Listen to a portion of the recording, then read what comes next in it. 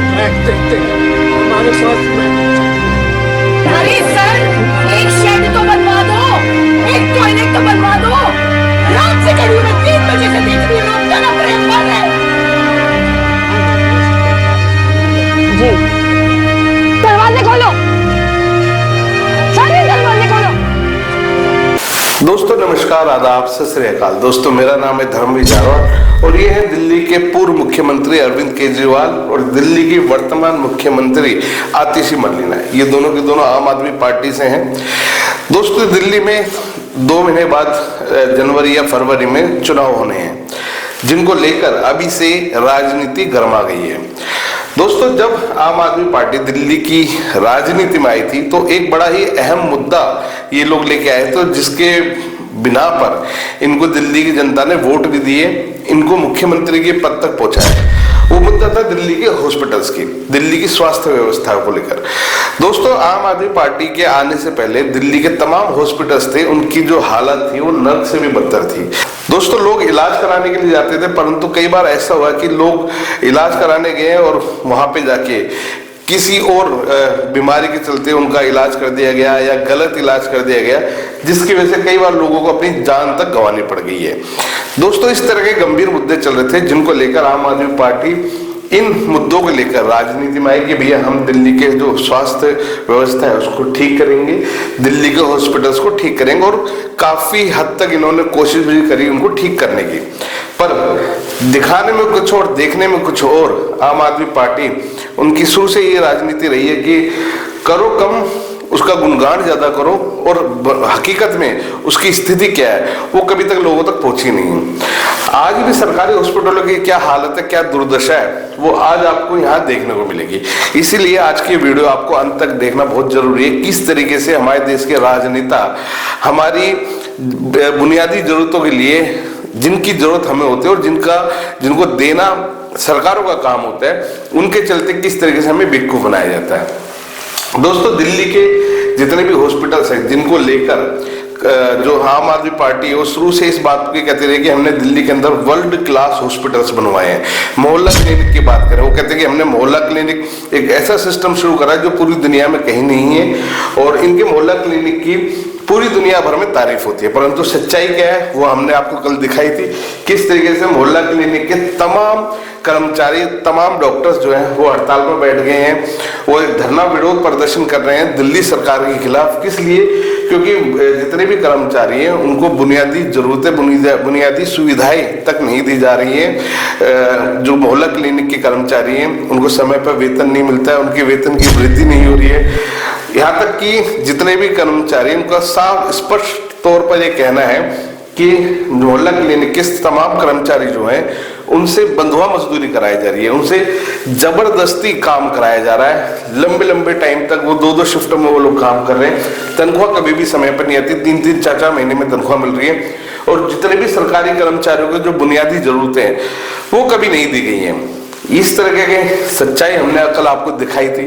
और अब बात करें दिल्ली के हॉस्पिटल्स की, जो हमेशा राजनीति का मुद्दा रहा है, जिसको लेकर अरविंद केजरीवाल साहब और उनकी तमाम पार्टी के लोग कहते हैं कि हमने हॉस्पिटल्स वर्ल्ड क्लास बना दिए। तो इनकी पोल खोलिए, इनकी पार्टी की स्वाति मालीवाल ने। स्वाति मालीवाल जो कि आम आदमी पार्टी से सांसद थी, परंतु इनके साथ की गई मारपीट के बाद ये इनके खिलाफ हो गई है, और अब इनके तमाम झूठों की पोल वो एक एक करके खोल रही है। स्वाति मालीवाल अभी कल रात को कुछ सरकारी हॉस्पिटल्स का उन्होंने दौरा किया, जहाँ की स्थिति उन्होंने जो दिखाई है वो देख के वाकई में आप लोग हैरान हो गए। किस तरीके से लोग जितने भी जो इलाज कराने आते हैं, उनके परिजनों को वहां पे ठहरने की व्यवस्था नहीं है, वो लोग रोड पे पड़े हुए हैं। एक बुजुर्ग का कहना था कि अगर बरसात आ जाए इस स्थिति में तो हम लोग कहाँ जाएंगे। खाने पीने तक की सुविधाएं नहीं है, वेटिंग एरिया नहीं है। मरीजों को टेस्ट करवाने के लिए 6-6 महीने, 1-1 साल लंबी डेट दी गई है। जिन लोगों की सर्जरी होनी है, कोई किसी तरह का कोई ऑपरेशन होना है, उनको 2-2 साल लंबी डेट दी गई है। मतलब इतनी बुरी स्थिति है, उसके बावजूद भी आप लोग गुणगान कर रहे हैं कि हमने वर्ल्ड क्लास हॉस्पिटल बनाए।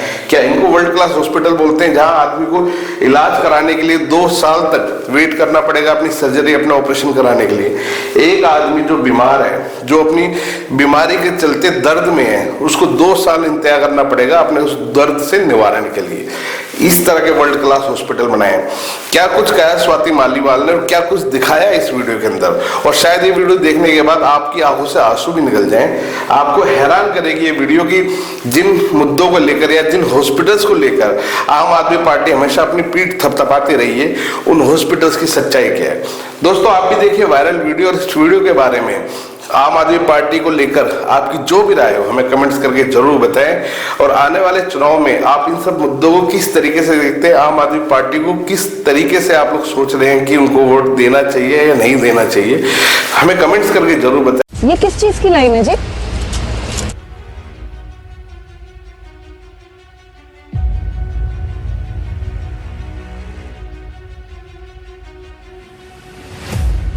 पर्ची बनती है। अच्छा जी। मान लीजिए सपोज बारिश होने लगे तो जी। कहाँ हम लोग जाएंगे, कोई इसका कोई उपाय नहीं। तो ये तो गेट तो बहुत आगे है, वहाँ से लेके मतलब बाहर तक ये अभी और आगे तक लगेगा। अच्छा जी, बुढ़ा आदमी देखिए बेल्ट बांध के आया हूँ। कब आया था हार्ट अटैक? शनिवार को। इसी शनिवार को? क्या बोल रहे हैं? शुक्रवार को डॉक्टर आएंगे। इमरजेंसी में डॉक्टर अवेलेबल नहीं हम लोगों के पास, और वैसे बोल रहे हैं शुक्रवार को ओपीडी लगेगी। अच्छा, इतना बड़ा बच्चा है ये? 4 महीने की बच्ची है। और कौन बोल रहा है कि शुक्रवार को दिखाएं? इमरजेंसी में गए थे ना, तो उन लोगों ने इन्फॉर्मेशन। ये चलिए एक बार इमरजेंसी में दोबारा। और 4 महीने की लड़की के दिल में छेद है, तो ठंड में खड़े थे, फिर मैंने वहाँ पे बात करी जीबी पंत ने, तो उन्होंने ये रेफरल दिया। तो इसको अब आप इमरजेंसी ट्रीटमेंट करवाइए कि इसको ब्रीदिंग में इशू आ रहा है। इनको गाइड करवाइए जरा।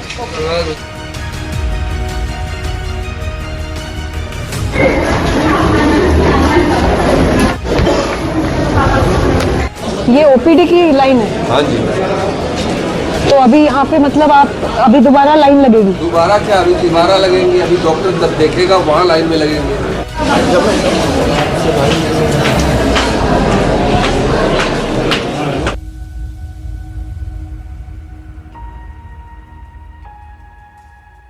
तो ये लाइन वहां से शुरू हुई है और ऐसे घूम के जीने तक है, नीचे तक। नवंबर 24 में मई 26 की डेट दी गई है एमआरआई के लिए।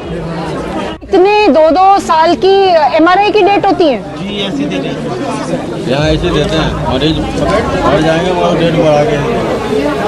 26/11/2024 का पर्चा है, ठीक है।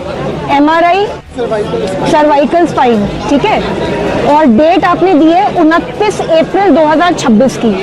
तो एमआरआई की मशीन नहीं है क्या भाई? 2-2 साल की डेट। एक ही एमआरआई मशीन है इस पूरे जीबी पंत हॉस्पिटल में? एक ही है? चल एक रही है या है ही एक ही है मशीन है पूरे अस्पताल में? ये तो सबसे बड़ा अस्पताल है दिल्ली का। एक भी नहीं थी सीटी मशीन, एक भी नहीं थी। पेशेंट 10 साल का बच्चा है, पैरालिसिस हो रखा है हाफ बॉडी में, ठीक है। इसको आप लोगों ने डेट दी है ऑपरेशन की 9 अगस्त 2025, मतलब 9 महीने बाद की डेट। तो ये भी हो रहा है। बच्चे का मुझे ऑपरेशन अर्जेंटली चाहिए, ठीक है। आपके पास भाई साहब मेरा नंबर है ना? कोई भी प्रॉब्लम होती है बिल्कुल बेहिचक कॉल करनी है, ठीक है। मेडिसिन कंप्लीट नहीं होती, काउंटर पे कह देते हैं हमारे पास मेडिसिन नहीं है। मेरे आंसू आ जाते हैं। लिख देते हैं, जांच लिख देते हैं 2 साल की। मेडिसिन नहीं देते बिल्कुल भी, पूरी पर्चे और फेंक देते हैं, हमारे पास मेडिसिन नहीं है। एक दवाई दे देंगे भाई, भेज देंगे। बिल्कुल ये गोला बना देते हैं, ये देखिए गोले बना देते हैं, सारे गोले हैं ये। 6 महीने से लाइन में लगता हूँ मैं। वो तीनों ही अवेलेबल नहीं है? कब से अवेलेबल नहीं है? 3 months 1 month? नहीं 1 month नहीं, 3 month होगा। एक ही दवा मिला जो झूठ पे झूठ है। मुझे एक बात ये बताइए, आपके घर में कोई बीमार हो, ठीक है, अगर आपको उसको लेकर आना पड़े और रात में 10 बजे से आपको लाइन में लगना पड़े और ये सब कुछ झेलना पड़े, आपको कैसा लगेगा? अरे सर, एक शेड तो बनवा दो, एक टॉयलेट तो बनवा दो। लोग बिल्कुल बारिश में ठंड में मर रहे हैं, उनके लिए वेटिंग एरिया तो बनवा दो। जो यहाँ आ रहा है ना वो तड़प के आ रहा है, बहुत दुखी में आ रहा है। अगर आपका दिल्ली से परेशान हो रहा है sir, there is a problem. रात से खड़ी हूँ मैं, 3 बजे से देख रही हूँ, लोग तड़प रहे हैं, मर रहे हैं, और आपके चेहरे पे शिकन नहीं है, गुस्सा नहीं आ रहा आपको इस सिस्टम में, खून नहीं खोल रहा आपका कि लोग कैसे परेशान हो रहे, कैसे मर रहे हैं।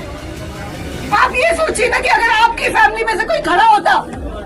बच्चा का है, वाइफ जो है बाहर खड़े थे ना, इमरजेंसी क्यों बंद कर रखी है? कोई मर जाएगा यहाँ पे, यहाँ मर गया कोई तो कौन जिम्मेदार है? शर्म नहीं आती तुम लोगों को? दरवाजे खोलो, सारे दरवाजे खोलो।